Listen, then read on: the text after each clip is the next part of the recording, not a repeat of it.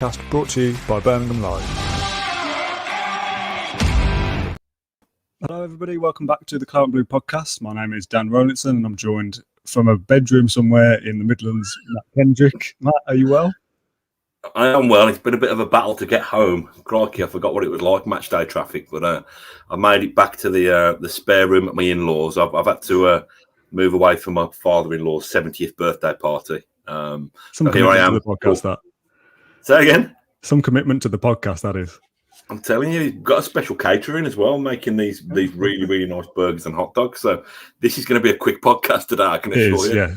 Yeah, I'm fresh-faced, just ran back from the train station pretty much. Absolutely boiling hot. There's no hair or makeup on this podcast, so excuse my big sweaty head. As Definitely always, no hair. All right, we'll leave off. As always, we do a quick 10 to 15 minute, 20-minute post-match reaction on a match day night. And James and Ash will be doing the podcast this week on Monday, and we can let them go in depth and analyse it properly. Because we're just going to talk about the emotion of the day as much as anything, that our instant thoughts. And I don't expect us to go too deep. I've not seen any replays of anything yet. Not watched Match of the Day or anything, obviously. It's only 7 o'clock on Saturday night. So I'll come to you first, Matt. Summarise in 60, 90 seconds how you've enjoyed the day and what you've seen on the pitch from Villa today. Yeah, it was just lovely to be back. Can I just quickly give 2 shout-outs? The thing about not being in the stadium for 18 months, we've got some fans now, Dan. We'll come to that in a bit. I bumped into 2 people, so a shout-out to Mark from somewhere near Rugeley, who used to sit in the posh seats, but is now back amongst the great unwashed. And a shout out to Lee. Is it Lee? I think it was Lee. Let me just check my notes, mate. Well, why you say that? My sister told me a story of someone that she works with. Her dad listens to the podcast, so I hope he's listening to this. But I think his name was Dwayne, and he listens in the bath. So, I mean, whatever floats your boat, Dwayne. Enjoy the podcast. Thanks for listening. And just on the subject of having fans, at us being having fans of the podcast, my dad's Kappa badge is coming off his shirt, and he was showing the guy who sits behind us, and he was like, "Oh, take your lad into the club shop. He's a celebrity now. Go in and say, 'Don't you know who I am? Get this change.'" I was like, "Oh God, we've been back in 5 minutes. Leave me alone." But yeah, lovely that people have been watching the podcast during lockdown. Yes, there's a guy called Ben who he transpires sits a couple of seats away from me, and sadly Ben missed the goal because of missed the Danny Ings goal. I was going to ask if you did that. Did you go for a pie and miss the goal? No, I saw the goal, but my new mate Ben was having a wee, so he missed it. So I was able to gloat about that. But yeah, so in terms of the match and the atmosphere, it was just, I thought it was a bit of a slow burner in terms of the performance and in terms of the Villa Park atmosphere. If I'm being honest, I think probably the goal woke up the players. Really, on the atmosphere as well. I thought it got going eventually. I thought it was a little bit. I don't know. Am I expecting and demanding too much? I thought second half when go on. No, I thought from the off it was good. I was in there from about 2:30ish, and there was chance that obviously before the players come out and stuff, and getting a big reception for the warm up. When they instantly came out, that was one of the loudest I've heard Villa Park, and might be a bit of recency bias here, and I don't even fully remember the last time I was there what it was properly like. It's been so long, but it felt like one of the loudest to begin with. And then the first few minutes, it died down a little bit because of the game. It's not like we scored an early goal or anything, so it did die down a touch, but I thought it was good pretty much all the way through, and from 2-0 onwards at the end, it was back to how it started. Your expectations are too high. Yeah, I think my expectations probably are too high. I thought, like you say, when the team walked out, I thought it was magnificent. Again, that was the real moment where we knew we were back. I thought in the first half it was just a bit slow going, but by the end, it was brilliant. It was party atmosphere again. I think the encouraging thing from my point of view today was I thought that we beat Newcastle. I say comfortably. I'm probably being a bit selective there because if Callum Wilson sticks that away in the first 5 minutes or whatever it was, and then if that ridiculous penalty decision, not ridiculous penalty, I thought it was a nailed-on penalty, wasn't it? But for VAR to come and help us out twice like that so spectacularly, there's going to be a massive sting in the tail with VAR for us in the next few weeks. But I did quite like the VAR, my lord, chanting. I thought that amused me greatly, and I was joining in that. So yeah, it was it's just, you know what pleased me about it? How normal it all was. Yeah. It was just, it sounds cliche, but it was as if we'd never been away. It was, I know everybody's supposed to be being careful still, so we can finally, get through the other side of this horrible disease. But there wasn't any kind of weirdness to me about being back amongst a crowd of that size. It just felt right, and it felt natural. As it was first being talked about, fans going back, I thought, I can't imagine not 40,000 people being sat in the same place anymore after what we went through of not seeing another human being for so long.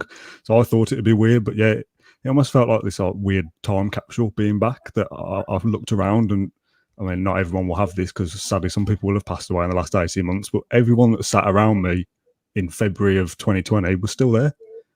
Doing exactly the same. They all looked exactly the same. It was like I'd been frozen in a coma for 2 years and let back out and just went to Villa Park, and everyone else was there from the previous game. So yeah, it felt normal. The routine was nice to go back, hearing the chants and everything, and obviously seeing a win as well. I tweeted it on the way out after I finally got some phone reception. That's still as bad as it was back in the day as well, so nothing's changed there. I thought, oh, that was bloody good, wasn't it? And someone put, well, I wouldn't call it good. The performance was okay. And it's like, oh, forget the performance for now. Let's just bask in a win, being back in 40,000 at Villa Park, and we've won. That's what's good. We'll analyse the performance at a later date.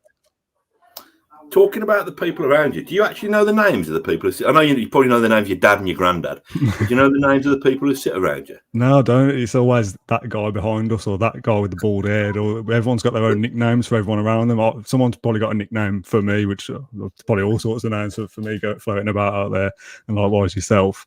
But yeah, I don't know any of the names. It's one of those weird things that you never seem to ask. I've sat by some of these guys for 10 years, and I don't know what the names are. I don't know whether I should make a more, in this new world, whether I should make a more conscious effort to get to know my neighbours, really. Yeah. Around me, all I do is just kind of, they know me because I shuffle off past them, several times to go for a wee during the game. But in terms of what was your, I suppose it's obvious, what was your moment? It was obviously the opening goal for me. Where do you sit, Dan? I should know this. Lower Trinity. I'm C6, I think. So like, if I'm looking out at the pitch, I've got Dean Smith like on my right-hand side, bottom right of me, North Stand to my left, Holt end to the right, kind of bang on the halfway line pretty much. So do you sit kind of just to the right of the press box then? Yeah. If you're looking out at the pitch, I'm right at the press box. Yeah. So I'm up top tier of Trinity, right behind where the press box is, kind of. So if there isn't 40,000 there, obviously you could hear Smith and co shouting their instructions. But even in the odd bit when the crowd dies down a bit, you hear the odd thing from the coach and stuff. Yeah. So Dean Smith absolutely battering Wesley to move about in his warm up more was one that springs to mind straight away, shouting "Get a bloody move on, Wesley!" as he ran off to go and warm up. And Austin McPhee was one of my kind of things noted from the down. I think Ash does like a moment's missed kind of piece after a match day. He's very animated on the touchline. Every throw-in, set piece. Can you hear Happy Birthday being sang? I can, yeah. You're missing out on festivities here, aren't you?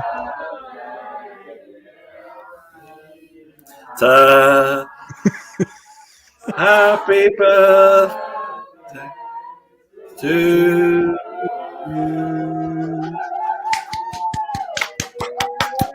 Anyway, you don't get this on any other podcast here. Let's just say that. A big shout out to my father-in-law, by the way, Peter Wilkinson, who is 70 today. Many happy returns. That's what you can hear in the background. He's just had his knee replaced, so hopefully they won't be giving him the bumps downstairs. Otherwise, you'll be hearing sirens and all kind of things. God, we're so professional here, aren't we? Can you still hear all that nonsense in the background, or can you? No, it's fine. We can hear you. It's fine. Austin McPhee, discuss. Yeah. I just thought obviously we're talking about the lack of John Terry and Richard O'Kelly, and that coaching setup seems fine. I think there still probably will be another addition from reports, but they're all involved, and like I was saying, every throw-in or free kick or corner, he's straight up there. He's demanding things. You notice straight away that the right winger and the left winger, I think it was always left up from a corner. So Buendia was right on the halfway line. Philogene Badice then replaced him, was doing exactly the same. And it's minor things, but that seems to make a difference. And Matty Cash's long throw-in comes out and sets up the goal effectively. So, big round of applause to the set piece coach, and we'll all look at that and go, yeah, that seems to be working then. You don't see enough long-haired coaches. Like, do you remember? I bet you don't remember Hanson, do you? Do you remember the boy band Hanson? No. Bop, bop, bop. Do you know? I know the Remember him? song. Yeah, I know the song. Google it. He looks like one of them. You're right. I mean, I can't recall Villa ever. Villa scored from a long throw before? No idea. Did Matty Cash have a long throw before? This is the thing. I've not seen. Like, I know we said before the start of the season that like it'll be special to see. You know, we're talking about Ings and Buendia. It'll be special to see Cash in person and Martinez and these new players from last year. But we watched on telly last year, and I don't remember a long Matty Cash throw last year. But then Dean Smith said something today like, "Oh yeah, we'll utilise Cash's long throw from time to time." It's like, has he just learned this? Like, because it's a new thing, but it's worked, and Mings gets the flick on. Mings assists Ings. What a goal as well. Great finish. It was brilliant. It was, and where we sit, we were slap bang in line with it. It was so sweetly struck. I think I tweeted this earlier. Big shout out to that towel that Matty Cash was. Mind you, I think he was drawing a ball with a wet towel. Which how you achieve that, I don't know. But I mean, there's lots of football purists who don't like direct football, but I thought to go on, to beat Bruce in a way by taking the lead that way with a very direct route one. Mind you, to me, it can still be beautiful. It was a direct goal, but it was still, a really aesthetically pleasing finish. So, obviously, I just loved it. I just loved it. Celebrating a goal in person as well. I've said to you before on this that I've not celebrated goals like I would in a stadium, sat watching it at home, especially in front of a laptop working most of the time. To celebrate a goal in person, that's what I'm saying. Like, just the occasion of being there today, and obviously the win makes it all the more sweeter. I don't think I'd be half as buoyant if it was a 1-1 draw or we'd lost there, obviously. But combine the win with celebrating goals and seeing new players is just a lovely day out. Yeah, good exercise as well. I know you were puffing and panting getting back from the train station in time. I forgot how many flights of stairs there were to the top of the Trinity. Yeah. God, I was gasping and wheezing by the time I got to the top of it.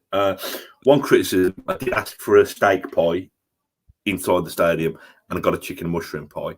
I was just not on, is it? I ate it. I should have ate 4/5 of it and then took it back. But I ate it and just behaved like a good boy. Well, considering it was the first game back, I bought a program as well. I've not bought a program for years, but I thought I might as well buy a program just to. I felt like a tourist. I was back at football. I got my half and half scarf. Got my program. I just thought you haven't got your half and half scarf, have you? I haven't got half and half scarf. Well clarified. No half and half scarf. I thought just because we're the first game back, I don't think I'll buy them every week. But yeah, got the program. Looked pretty nice. And the goal scorer on the front, so happy days. I wanted to ask you about the team lineup, and this is always like a retrospective thing because there's always a meltdown at 2:00 every week. Don't often buy into that because you could look at the lineup and think, Christ, don't fancy that, and they win. So I don't read too much into that. When I first saw it, I was like, oh, decent, yeah, happy to eat that, lovely stuff. And then I noticed that Leon Bailey wasn't even on the bench. I was thinking, where's that come from?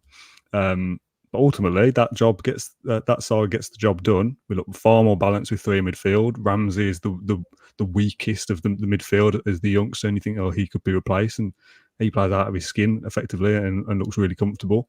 El Ghazi and many probably wouldn't have started. Yeah, it's only a penalty, but he's still got to score it and slots that away beautifully. And no Watkins, and Ings steps up with another goal, 2-2 for him, and we win the game, and everyone's happy. Ashley Young takes Matt Target's place, who was player of the year last year, and he didn't put a foot wrong and looks fitter than ever. So all round, 2:00, you might be thinking, I'm not sure about that team. Come 5:00, you're thinking, how does Matt Target get back in this side? Yeah, I think it's like, I don't think it was vintage Villa. I think we could have played a lot better. We had enough to beat what was in front of us. I thought the midfield three, again, I'll face bigger challenges than that this season, but I thought the midfield three were really, really good. I thought Ramsey really grew into the game. I know he'd have had a couple of... Did he make his debut in the Albion playoff? I don't think it was one of the Albion games, I think. So he would have played in a big crowd before, but perhaps not quite with the intensity and for the whole 90 minutes as he did today. And I thought he really thrived on it. I thought sometimes... probably played within himself a little bit, when he was the one who was kind of leading a counter or leading a break. he kind of checked back a couple of times. He wanted to make the most of it, but I thought he looked good in there. I thought Louise did a good job of providing cover for when Ashley Young went marauding forward, and Louise needed to come back and try and keep tabs on St Maximum. And I thought McGinn, and I'm probably putting a very brave face, whatever coating on this, but I think Grealish going, and we've done well. We've got 15 minutes in without saying the G word. Grealish going means that all those players in there who previously have been, their main job has been win the ball, give it to Jack Grealish. They've got to do a little bit more with it now, and they can take more responsibility and they can express themselves a little bit more. And I thought McGinn was very good in that sense as well, playing a little bit further forward for most of the game. It's funny you mention El Ghazi, because I was like one of the miserable kind of moaners, not loud, only to me, my son and his mate, about are Villa really kicking on if El Ghazi's in the starting lineup? Are we really, really progressing? And just when I was having a moan about it, did you see it when somebody played a big diagonal, I think, and it looked like it was flying out of play, and he somehow did an acrobatic manoeuvre to keep it in, to keep the ball alive. Did that, and I was like, well done. What do you know? Yeah, and then he obviously took the. I mean, I thought Ings would be on pen. Yeah, me too. On penalty duties, just because strikers want as many opportunities as they can to score goals, but he doesn't let us down much, does he, El Ghazi, in terms of from the penalty spot? He's got a pretty good record. And thought he buried the penalty, and I thought it was just going to be a little canter to full time then. And then, lo and behold, Martinez probably felt a bit bored, had a rush of blood to the head, and come steaming out. And it's a stonewall penalty. And you're thinking, well, what are VAR actually checking here? Because from time quite low down, I was thinking it's hard. You can't even see the lines on the pitch from like row 6 or whatever it is. I'm giving away my seat position here. I'll be swarmed next game. No joking, no one cares. But you can't see, so I'm thinking, maybe it's on the edge, and they don't quite know whether it's in the box or not. Because it's obviously a definite penalty. I was surprised he wasn't even sent off, to be honest. I've not seen it back, but he's come flying out. Obvious penalty. So my first thinking is it might be right on the edge, so they're checking whether it's inside or out. I've seen a screenshot of the offside with the lines. Obviously, when they're doing the VAR in the stadium, they're doing it because the ref's taking an age, and then it finally comes up, VAR check, possible penalty, possible handball. But they don't show it while they're going through it. Once they've made the decision, they showed it on screen, so you could see it from afar. Yeah. And I've seen a screenshot on Twitter, and it looks very tight to me. Like, I think we've certainly got away with one there, and if this was the other way around, I'll be looking at that going, we've been very, very unlucky not to be given that penalty there. But yeah, I mean, it goes in our favour, so I don't really care. This is why this is a biased podcast. I've not heard of any of Steve Bruce's post-match, but I could just... It's scripted for him, isn't it, really? Yeah. You can imagine him clutching at some of it. He said something like, I thought we weren't looking at narrow lines this season, and he's offside by a toe and all this, so he's going to use that to his advantage. Let's face it, Newcastle weren't good enough to win that game. That's why they didn't win. Yeah. I mean, like I said, Martinez, I don't think if they'd sent him off, they'd have only really been able to send him off for violent contact, because I don't think they sent him off for denying a goal scoring opportunity, because the ball was already out of play. Do you know whether? Obviously, we were both there, so I missed it if it did happen. What happens to his yellow card? Does it still get given, or is it because anything that happens after that foul for the penalty that isn't then given? Wasn't the precedent with Pickford and Van Dijk last season? I can't remember. It makes sense that they rescind it, but part of me just feels like they class it as kind of some off the pitch instant, as if as if something happens down the tunnel, it's after the game, but you can still be booked. So I'd imagine that can be for the analytical follow up podcast with we'll get James Rush and Ashley Priest on Monday. They can deal with all the actual talk. Yeah. The one thing I did want to ask about, because I've had a quick scan on social media while I was on the train, so this is why this podcast is a lot more kind of flimsy than the one we do on Monday, because I've not looked into what people have been saying and other opinions and replies and stuff. Buendia seems to have divided opinion. I thought he was pretty good, and then I've scrolled Twitter and people saying he still looks unfit and I'm not sure about him for the next game. But he comes off to a standing ovation, and I thought, yeah, fair enough, did a job seemed I all right to thought he me. was. I thought he was very very busy. I thought Yeah. he got through a lot of hard work. Listen, there's a lot of Villa fans on here who will know more about him and will have watched him more at Norwich than me. He played a lot deeper than I thought. I thought, I thought he'd be playing closer up to Ings. So I thought, listen, to me, he's a magician. It's the magic in his feet. I don't think he looks like he lacks pace. Now, whether that's always the case or whether, like you say, people who are moaning saying he's lacking fitness, maybe that is the case. But I thought it was a pretty decent debut. Yeah, I'm not saying that's peak Buendia and that's the best he can be. I think he can be. I think he'll be a special little player once he gets fully up to speed. He's played one game at number 10 and one game at right wing, so that's two different roles for him in 2 games at a new club. I'm not saying that's peak Buendia, but certainly wasn't poor enough to make me think that he doesn't start again next week if he's fit and ready to go. He looked far more comfortable out on the right side than he did at number 10. Like you said, he was busy, got to second balls, won tackles. I think some of the Norwich guys were saying that he's not a defensive forward, but he'll win tackles and press higher and be dangerous in that aspect. So I thought he was fine, but then everyone's opinion is different, and that's what makes football, I guess. That's why 42,000 back in Villa Park. Some people boo, some people cheer, and we all see things differently. Yeah, it's only one moment, but there's a lovely little back heel. I think he did to Matty Cash. Well, he scared me in the first half because he tried to do a step over in his own box before he cleared the ball. Yeah. But listen, I think that my first kind of impression of how Villa played as a team today was it looks like a new team to me. I think there were times when Ashley Young and El Ghazi didn't quite weren't on the same wavelength and that kind of thing. But I was encouraged. I would, and hopefully, I don't know what the prognosis is on Watkins and whether Bailey's going to be involved next week. I wouldn't have any qualms about starting with the same team again, to be honest.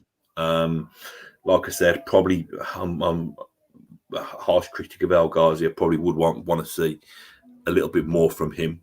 But I thought it's been so long coming, and there's probably Villa fans who are tougher on the team than us and who demand higher standards of them. I think to go back in there with 2 or 3 big players missing. I say big players. We don't know yet what Leon Bailey's going to be. Potentially big players. Yeah, potentially big players missing, and there were a couple of scares in there, but nothing. As soon as Danny Ings put us 1-0 up, I thought probably 1-0 would be enough to win the match, to be honest. So to achieve a routine win after the horrible, flat performance of last week, I'm pretty encouraged, to be honest. I can't wait to get back in there. Actually, I think I was joking with you. I'd probably been easier to stay there, given how long it took me to get off Tesco car park. But yeah, it was brilliant. That's my only thing. My only gripe is chicken and mushroom pie instead of steak pie, and it took me absolutely ages to get off the car park. So I might have to go on the train. Yeah, I was thinking the train as well. I will let you go in a sec, 'cause I know you wanted to be done by past, and this is delving into longer than we thought. Jake said Buendia was good, but completely ran out of steam after 65, and I think we'll probably see a little bit of that for the next probably 5 or 6 games while Villa are still gelling as a new side. Players are coming and going. You're still yet to see Bailey play from the start. Watkins hasn't featured this season. Who knows whether he's back next week or not. Douglas Luiz has played non-stop football for however long, and he's back in today. And he looked right. To be fair, nothing major, nothing special from him really, but helps us play midfield 3, so that keeps Villa ticking. Matt Target has got a fight for his place now, which we wanted competition in the side, so that's all good. It's a clean sheet for Martinez, and people are saying, it's only Newcastle, but it was only Watford last week. Do you know what I mean? Like every game is a single 90-minute period where if you win, you move on, and that's it. I'm not going to read too much into it. Next week it'll be only Brentford if we beat them, won't it? And if we lose, it'll be a meltdown. But it's only Brentford. It's one game. You do your best. You hopefully win, and you move on. I think it will be a bit of time before we see the proper Villa, but I think there's some encouraging signs, and it's a 7-day wait till we're back at Villa Park instead of 500 odd. So that's the biggest win for me. Yeah, he was good to see. I don't know how to pronounce it. Is it Badace? Philogene Badace, I think. Good to, I don't think he had much involvement, but it was good to see him get on the pitch. And I suppose it's things like that. If we are carrying injury with Leon Bailey and Traore and Watkins, at least it gives Dean Smith a chance to look at some more of the kids. Yeah. It's been. I was just thinking. Consider, I don't know whether I should say this. Considering I went drinking last night with my mates, and I started today by falling off the toilet and scraping my back off the toilet wall. Considering how ropey the day started, I'm pretty delighted with a 2-0 win, and to still be and to get home and still be standing. Because I was right. I'm 43 years old. I know I look a lot younger. I'm 43 years old, and I was in a right old state. So I'm in the doghouse at the moment with Mrs. Kendrick. So the fact that Villa have won, at least I've got something going for me. One last thing. Did you stay till the very end when all the players were clapping the crowd and everything, or did you leave when it went? Stay to the end. Did you see the little kid wandering on? Yeah. Where was he from? I don't know. It was just a kid out of the crowd. My first thought when you first see it was like, oh, it's one of the players' kids. And I was thinking, what am I talking about? It's the first home game of the season. Like, there's no way that one of the players' kids is down there. Like, part of me is like, how does that happen? How is that allowed? But he's just strolling around, clapping the fans and everything. All the players are looking at him like, giving him high fives or whatever. And then some steward runs on to like grab him and pull him off. Not like heavy-handed or anything. He's only like 7 or 8 years old or something. Tyrings has gone over to him and said, oh, it's all right. And like walked him back to the crowd and he jumped back into the Trinity, I think. What a lovely moment. I can know like you're not supposed to do stuff like that. If it was a full-grown adult, I'd be like, oh, what an idiot. But it's a little kid, whatever. It made me laugh. No, exactly. That's what you want your captain to do, to be able to rescue lost children and return them to their parents. So yeah, no, it was brilliant. It's good that the next home game's only next week as well. I've got a taste for it. Yeah, yeah, same. I can't wait to go back. And I think, well, I'm not going to count my chickens just yet, but I think we'll win next week as well. I think the crowd plays a massive part, and Brentford will be probably maybe trickier than Newcastle were today, but they drew 0-0 with Crystal Palace today. Like, is that too much to be concerned about? The big Villa Park home crowd, momentum's with us. We've won. Go there, beat Brentford into the international break, and everything looks quite rosy, doesn't it? 6 points from 9. So, yeah, let's get us back there. Yeah, happy days. Do you want to go off to your party now? I am going to go down and eat some of the food. I don't think there's a stripper. Boring. Imagine. I was just going to ask, and this is probably something for off air, but what's the plan with Barrow? What we're doing? We're going to do a Wednesday morning follow up on that? Or? Probably, yeah. It's on telly, isn't it? Strangely, I mean, it's good to be able to watch Villa, but why Villa Barrow has been selected for TV, I don't know. Unless they're expecting an upset. Yeah, well, we'll watch it Tuesday night. Ash will probably be. Ash is there, isn't he? So we'll get Ash to post a video or something. I'm not sure who's going. We have got this there. Is an off-air conversation. No one cares about this. Thank you very much for tuning into the Claret podcast live on Saturday evening. Thank you, Matt, for your time and taking half an hour out of your day to, you're at a party, personal time, go off and enjoy yourself.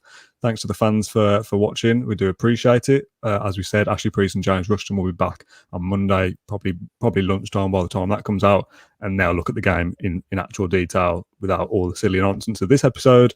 Thanks everyone for watching. Thank you, Matt, for your time, and we'll see you on Monday. Lovely. Up the Villa.